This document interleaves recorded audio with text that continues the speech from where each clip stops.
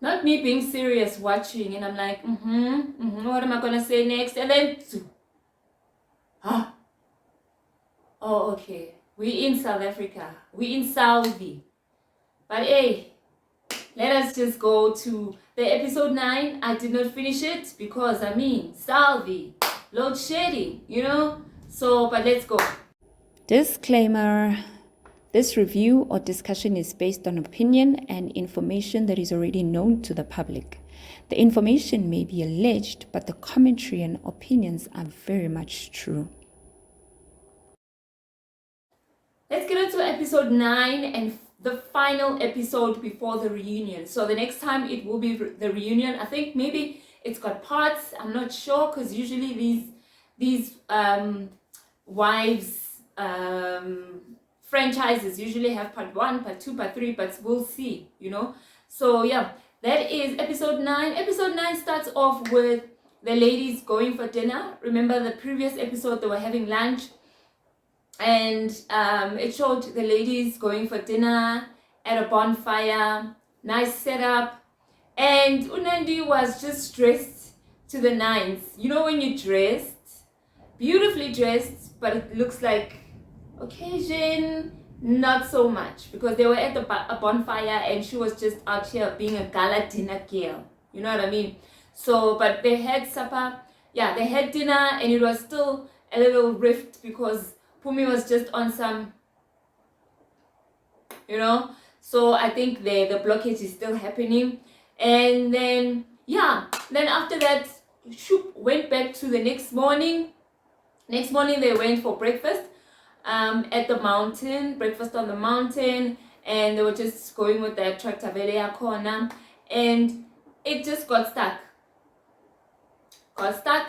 And on the way there, actually, Anieti was just singing. Anieti has such a beautiful voice, guys. I cannot believe I didn't know her music. Like, she's got such a, and she can just go. There are people that you like, can you please sing a song? Can you sing a song? Can you sing? And they're just like, no, I have to, Amazing Grace, I know. But she's just like,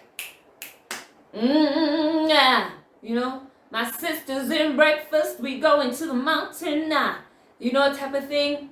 But she belts it. I'm just doing like an example, but she goes there. And they went to the mountain and they got stuck and they decided to walk up there.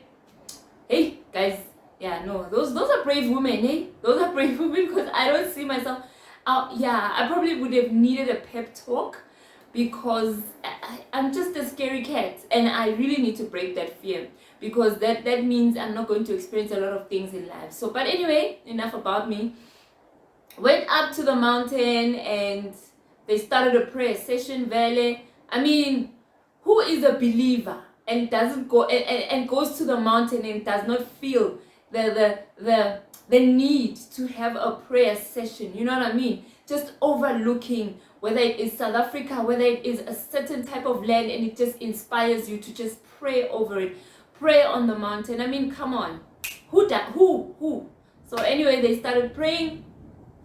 In the prayer, they started Veleje, going at it, and Queen Nandi was just like, really, hypocrites, really Pharisees, really Sadducees. Are we going to play this game right now, where we're going to pray and become spiritual, whereas your brethren, you are not in good, So that was actually an opportune moment to actually call a truce, because they were sitting at breakfast. They could have really just sat down first and were like, you know what, we're going to have a prayer session, and this prayer session is a session that is just going to kumbaya us, you know what I mean?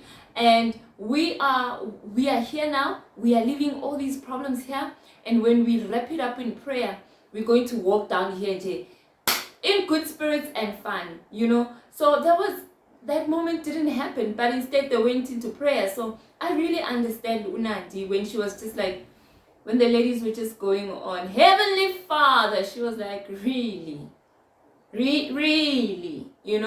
So she was not here for it. She was really not here for the hypocrisy, and I get her. I'm a confrontational, no, I'm not, I'm lying. but I really like to get to the bottom of things. So I think I feel her in that situation where I wouldn't even be able to pray properly.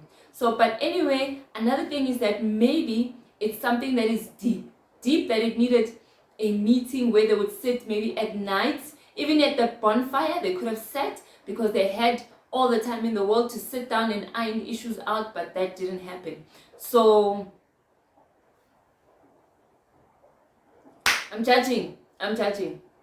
Right, and then when they got back, they had just a sit-down session where they were just in their swimwear, and they were chilling in the jacuzzi, the spa jacuzzi, whatever it is. And now there were two camps now, actually three, if you could count Judy and Adiola, who were just minding their own business, sitting down at the benches. And then there was Unandi and Tsidi. Tsidi were in the other jacuzzi. Then there was Anieti, Noluvo, and Pume in the other jacuzzi. Those ones were in good spirits because Pella, they were praying and they were still feeling that, the power. And so they were just praying and just speaking about the experience in the mountain and just being merry, And then there was Nandi and Tsidi, who were just like, bro, did you just see what happened? we went up there and people all of a sudden became the angels, you know what I mean? So she was really not feeling it. But I feel like Unandi wants to coerce or to put Utsidi to come to her in favor of her when it comes to issues that she has within the group. Because she was like, did you see that, Sid? Are you understanding that that's hypocrisy? Are you see? And then they said this and this and this about you. Remember, when someone wants to make you there on their side, they remind you of the things that other people have done to you, or maybe things that have just passed and you were not aware of, but they were like, she said this and that, please don't forget, don't try and forgive them, So she gave that vibe, and she was just like, again, remember. So, but after that jacuzzi session, had lunch, packed, and they just went home, because I think they were all just like, nah, it's cool, So they went home. After the break, then it was Pume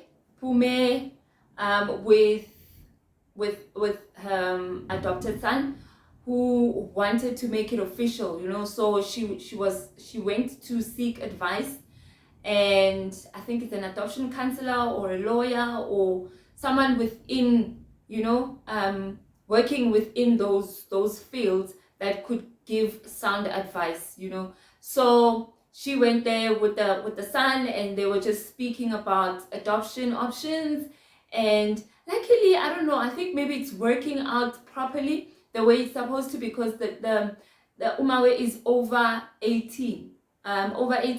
So that means over 18, over 21, between those ages, but he's over 21. Let's just put it like that. So he's just able to just go in at Home Affairs and just change his surname.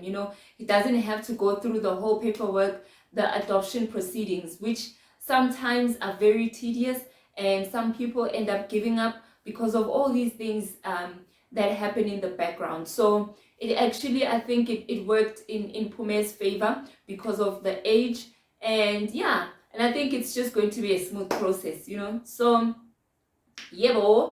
Then from that scene, we went to Queen Nandi and Tsidi. They had a play date. Nandi and Tsidi had a play date with the children, and it was just tibang. When you have a lot of children, trying to mix them up at a restaurant, and there's just two of you, it is bound to be chaotic, because children will be children, and especially I think Nandi's kids are like I think maybe 3 or so are really little children, so they were just fighting for attention. They were just being kids, and it was just one of those things where even Nandi didn't even get a chance to put some to plant some seeds into Tsidi, because she did say that I didn't even get a chance to speak to Tsidi about what happened. So that's how busy it was in J. They were just children. It was, yeah, no, like, there are people that love children in that way. So I don't think they mind. So that was it with Utsiri and Nandi. But I think the gist of having to go to that play date was for them to unpack, for them to kaka, But the kids were just like, nope, you're gonna have our attention. We're gonna make sure that you are so busy that you don't involve yourself in more gossip and more, shade and more, you know what I mean? So yeah, that was it. So yeah. Then from then we went to Nolu. Nolu was planning a party for her little one, Usino. And yeah, it was just a beautiful garden birthday party. And from the wives, people that were in attendance was Anieti and her children, and it was Tidi and her children as well. So they were the ones, they were the wives that were in attendance. And Unandi, if you ask, where is she? Where was she? Because Nolu gets along with everyone. Apparently, from Ukwinandi, she says that they were given capacity, like 2 children per mom, like 2 children per parent or whatever, per set of parents are allowed to come. So that means automatically, because Queen Nandi has a crèche, you know what I mean? She can come. I mean, she can't choose between the many children that she has, the 2, to say, you know what, let's go and honor the invite, So I'm not sure how I feel about that. And I wish Unolu could clarify it, because that is just no, like, you could make an exception, you know what I mean, to say, ish, you know what, because my friend, I know there's that one friend of mine that has 10 children, and if maybe their children under the age of 5, can they be in attendance or something like that, So I don't know, but the way in which Nandi put it, it was like, nope, the cap was 2 people, 2 children, and I have more than that, so I couldn't make it. And yeah, that was just that, and it was just like, okay, dodge match, but we'll see. We'll see. I mean, we won't see, but we'll see if maybe it gets discussed at the reunion, or I don't know. Okay, actually, you know what? I saw there was, okay, off topic. I saw there was like a trailer or preview of the reunion, and Ukaya Mteta is going to be the host. That is going to be very interesting, and I've seen a pattern vele with the Housewives franchise. Especially obviously the one the one that we know, like the Real Housewives, and then with other ones that I usually watch, they usually have like all these other ones that are on their own network, like Oprah's network and stuff like that. They usually have very male hosts for reunions. I'm not sure the reasoning behind that, but maybe men are just less emotional, and they are able to just bring things back. I don't know, but it is like, for some reason he looks so fitting. Maybe it's because of the outfits, but he looks like the picture that you would have in mind when you see someone hosting, So it didn't look off. It didn't really look off or seem off. So yeah, and I'm just curious whether will there be a chance where they like viewers, can you maybe, do you have any questions the way they would with that other Housewives franchise, to say that, you know what, so and so says on Twitter this and this, and they want to know 1 2 3 1 2 3, like a little Q&A, maybe to open up for discussion. Mina, if I had to ask, I was gonna ask Tidi, your hairstyle, girl. I want to find out how you maintain it, how you keep it, because wow, like the entire season you've had that hairstyle, and it's one of those things where when I look at it, I'm like, oh, I don't know how she sleeps, I don't know how she maintains it, because she wears hats with it, she works out with it. So I want to know whether when you sleep you take this thing off, or what a one, you know what I mean? And then my second question is to Unoluvo regarding the whole Nandi situation. Maybe she has another view, or how she said it and how she wanted it to be received, So I don't know. Those are my 2 questions, but the other ones, we're good, we're straight, So yeah, can we discuss gift giving? At the party, Utsidi didn't have a gift, right?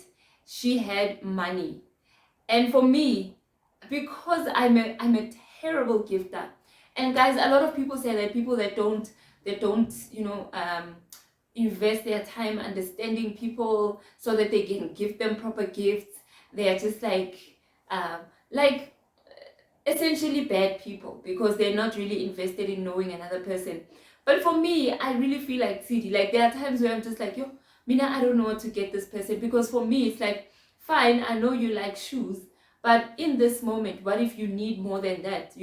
So I'd rather give you a gift card of a mall where you can just go into any mall, whether you go into you go to buy groceries with that money because you need groceries in that moment, whether you go to buy a kettle because your kettle is it's not working. Like, I'm that person. I want to be practical with gifts. Like, I'm not really like sentimental in a way. So I don't know, maybe I need to learn that. But with Tsidi was like, Nana, your gift, come here. She was like 100, 200. I think she gave the baby like 400 rand. And for me, there was like, yo, I am Tsidi, you are me. Like, I feel you.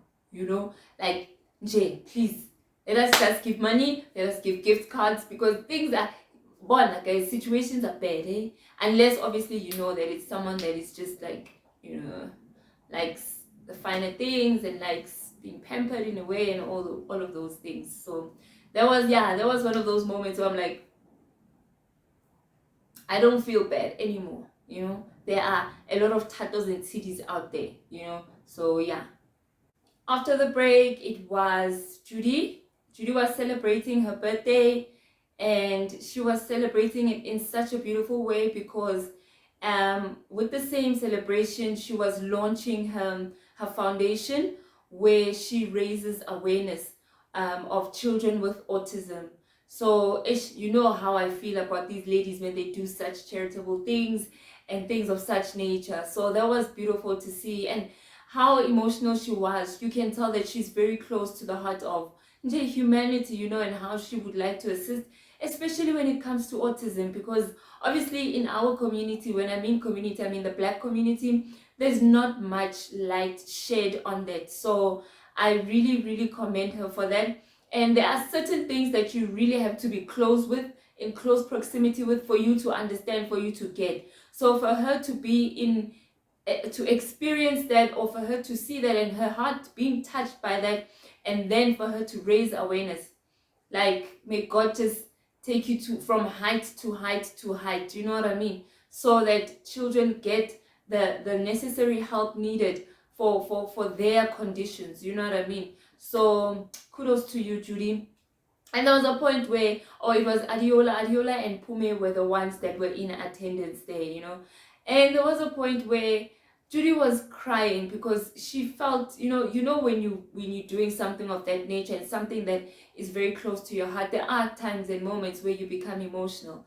And yeah, my dear Adiola, she was just like, when someone gives you that, okay, voila, and then like, okay, sharp, you are crying, and then, like, how are we supposed to? So I don't know, I think it's just how she is. That's her character. She's just not that emotional. Maybe she has emotional moments where she would just break down in her own corner, but I don't think she's just very, very quick to be a person that shows empathy, compassion, or something, you know what I mean? Because I was just like, oh, Mara Adiola, like, couldn't you just, like, oh, sweetie, But I think it's just who she is. Yes, I really think that's who she is.